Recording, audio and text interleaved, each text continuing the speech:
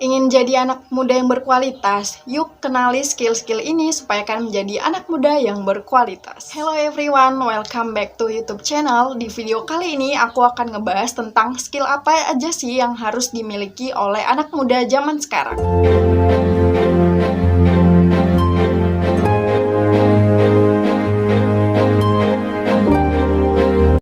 Assalamualaikum warahmatullahi wabarakatuh. Oke guys, di video kali ini aku akan ngasih informasi tentang apa aja sih kemampuan yang harus dimiliki anak muda zaman sekarang.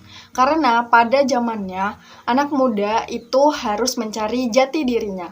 Nah, apa aja sih yang harus dimiliki anak muda zaman sekarang? Terutama skill-skill yang harus dimiliki ketika ingin melamar ke dunia kerja atau dunia perkuliahan. Di zaman yang serba teknologi ini, kamu bisa mengeksplorasi untuk mendukung skill dan passion kamu ke depannya. Tapi kamu harus tahu dulu apa aja sih skill-skill yang harus dimiliki anak muda zaman sekarang. Dan ternyata lulus dari universitas bergengsi pun tidak menjamin kita akan dipakai oleh banyak orang. Nah, untuk itu kita harus mengetahui nih, apa aja sih skill-skill yang harus dimiliki anak muda zaman sekarang. Khususnya kita yang berada di universitas ingin yang melamar kerja. Memiliki nilai yang oke dan lulus dari universitas bergengsi pun itu tidaklah cukup. Harus menguasai beberapa skill agar kita menjadi anak muda yang berkualitas. Nah, apa aja sih skillnya? Yuk simak video ini sampai selesai ya. Dan jangan di skip, oke? 7 skill yang harus dimiliki oleh anak muda zaman sekarang supaya menjadi anak muda yang berkualitas. Kalau kalian pengen jadi anak muda yang berkualitas, tonton video ini sampai habis dan jangan di skip ya.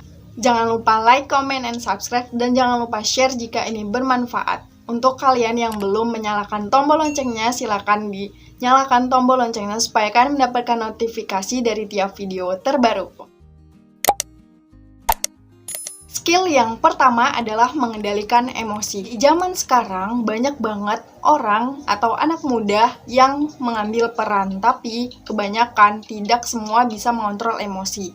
Akhirnya, kewalahan dan bahkan itu menjadi dampak negatif. Misalnya, ketika temanmu salah ngomong, nah jadi gampang tersinggung atau emosi. Makanya di sini kita harus bisa mengendalikan emosi, khususnya buat kalian anak muda yang saat ini sudah berperan aktif atau sudah berdampak baik itu negatif ataupun positif, itu harus diperbaiki lagi ketika mengendalikan emosi.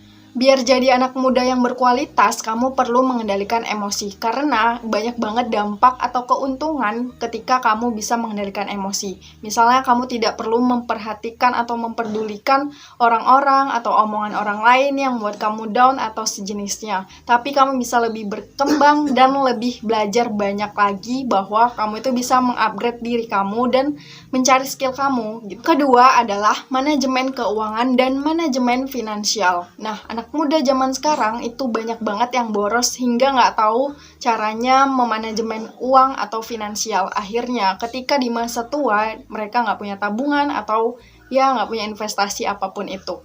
Makanya kita perlu banget ketika masih muda kita bisa memanajemenkan finansial dan keuangan. Anak muda yang berkualitas adalah anak muda yang bisa mengatur keuangannya sendiri, baik itu finansial ataupun ya dari segi materi atau apapun itu. Untuk bisa memanajemenkan finansial dan keuangan, nah kamu harus tahu nih apa perbedaan keinginan dan kebutuhan.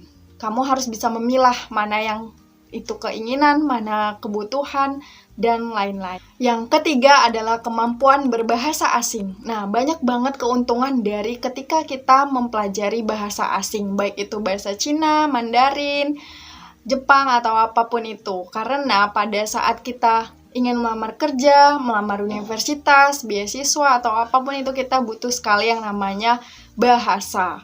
Jadi, keuntungan kita belajar bahasa itu banyak banget. Di era global yang saat ini, kita harus bisa menguasai bahasa asing. Jangan hanya bahasa ibu, karena ketika kita mau traveling pun, kemanapun, kita yang penting adalah bahasa. Karena bahasa bisa menjadi nilai tambah ketika kamu hendak melamar pekerjaan, beasiswa, dan sejenisnya. Bahkan ketika traveling pun, kamu butuh yang namanya bahasa. Yang keempat adalah kemampuan public speaking. Nah, ketika kamu mampu mempublikkan suara kamu yang dinamakan dengan public speaking, kamu akan lebih percaya diri ketika ngomong di depan publik, menyampaikan ide, gagasan dalam sebuah pekerjaan, presentasi, atau apapun itu.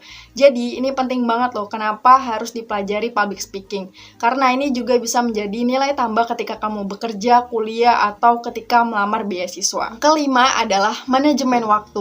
Nah, buat kalian anak muda, kalian harus bisa memanajemenkan waktu. Jangan sampai mengerjakan suatu hal itu tenggang waktu atau deadline.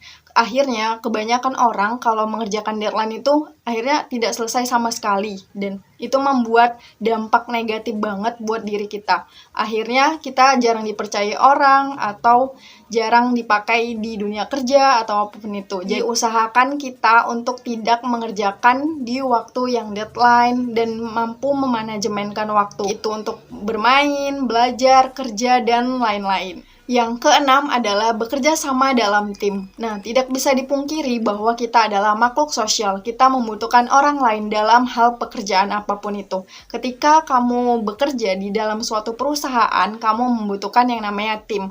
Untuk bisa mencapai tujuan dari perusahaan itu, kita dibutuhkan tim untuk saling bekerja sama, mengemukakan ide atau sejenisnya. Terakhir adalah kemampuan beradaptasi dan terus belajar. Nah, dalam lingkup sosial, kita harus bisa beradaptasi, baik dengan orang tua, anak muda, dan bahkan sebaya. Ini bisa menjadi nilai plus ketika kita mau berdiskusi tentang apapun itu, bisa menambah wawasan kita dari orang yang lebih muda atau dari lebih tua dari kita. Perubahan akan menjadi sahabat dalam hidup kita. Ketika kita ingin berubah, kita ingin belajar terus hal-hal baru, apa yang nggak kita ketahui dari orang, dan kita bersosialisasi, kita akan bisa mendapatkan banyak informasi atau pembelajaran dari orang-orang baik itu yang muda dari kita atau yang lebih tua dari kita. Dan mempedulikan sosial itu sangat penting banget ya. Misal kita ngikutin volunteering atau rapat-rapat kerja, terus kita bisa mengikuti organisasi yang bermanfaat di sosial, misal Karang Taruna atau apapun itu yang mendukung kita untuk bisa bersosialisasi baik di kalangan muda ataupun tua, supaya kita bisa mendapatkan wawasan yang lebih. So, kalau kalian punya salah satunya, tulis di kolom komentar ya.